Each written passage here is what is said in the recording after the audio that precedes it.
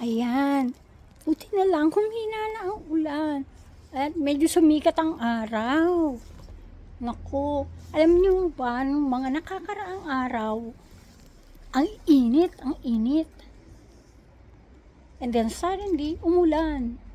Nung mainit, naghinugan. Ito ang mga hindi pa dapat mahinog. Like ng cherries ko.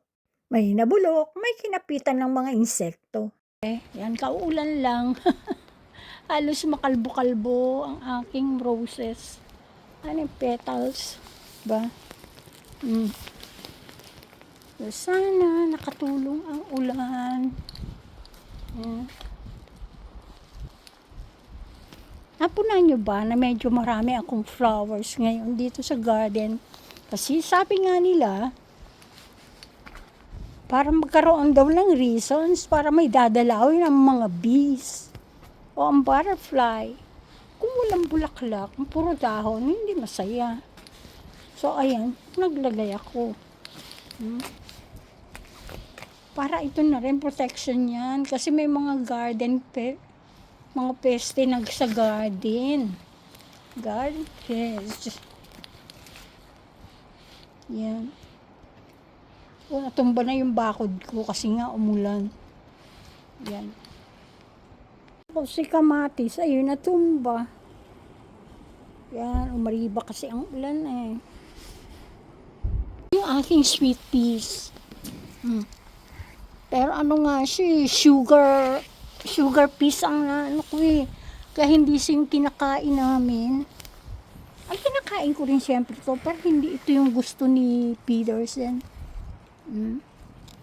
Ganito oh. Ayan. Yan. Kainin ko siya. Pakita ko. So, ayan oh. See? Kainin ko lang ganyan.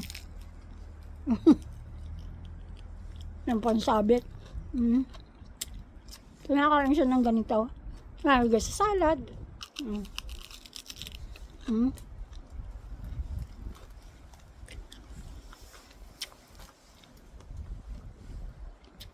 Actually, nangihinaing ako eh. Nakunin sila ng lahat. Eh, siyempre, hindi ko naman mauubos.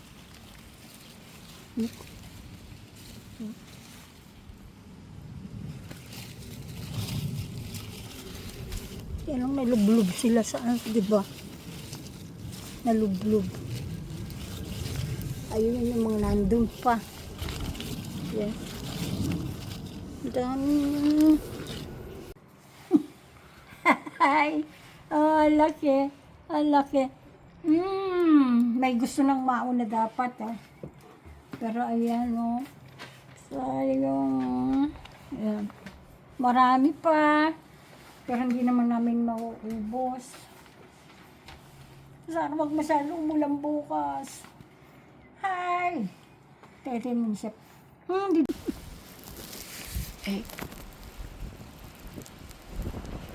Kailangan ko na din anihin yung aking sweet peas. Yan. Yan. Puti mo ito ang ulan. Pero siyempre, naapektuhan ng aking mga strawberries.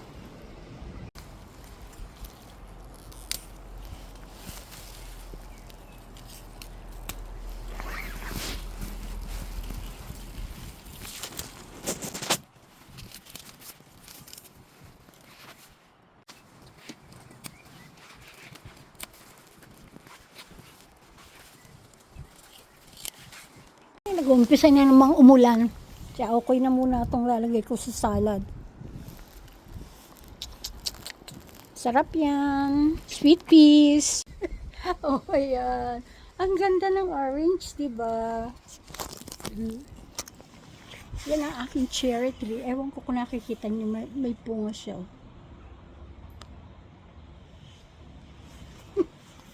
Ayan. Ang aking cherry tree. Oh.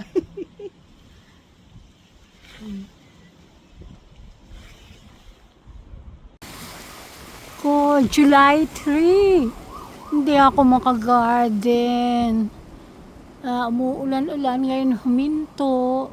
Pero ang hangin niya, Kakabagan ka dito pag nagtuwad-tuwad ka. Ay nako. Yan.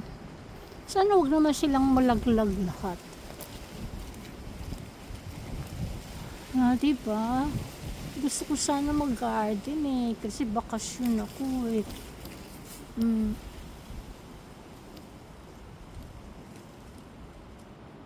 Mahilo-hilo na yan. So, walang tigil niyang pag-ikot, di ba? Ngayon, nahiya. Kasi bibidyo ko siyang umiikot. Nahiya. Sige, pagdaan ulit ng ng hangin. Hilo ka na naman. Ilang beses siya natatanggal-tanggal. Ay, hangin. Tsaka umuulan-ulan talaga. Kawawa naman aking mga laman. Narinig niyo ba yun? Talaga din naman. Bagyo-bagyuhan tayo. Di ba? Bagyo-bagyuhan. Lang kom. Jo, dem her opdagede jeg også på et tidspunkt, men de har ryddet alt oppe i toppen. Men de er mere bange for at sidde hernede. Det er duer, der tager dem og måger. Man får se Aslan, han snupper sig. Ja.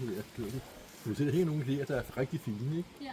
Men som jeg siger til Linda, se en gang din mor var, hun tog det hele. Men det må hun komme, men de var ikke modne. Men det er også svært at se, synes jeg. Ja, men så må man nøjes med en lille portion nu, og så kan man sige, okay, så får I nogle om en uge eller et eller andet. Lille portion eller sådan.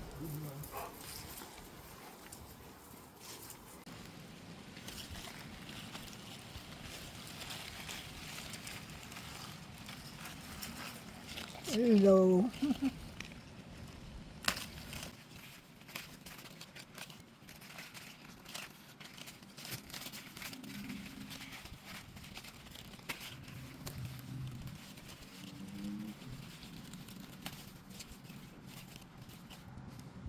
Dream catcher.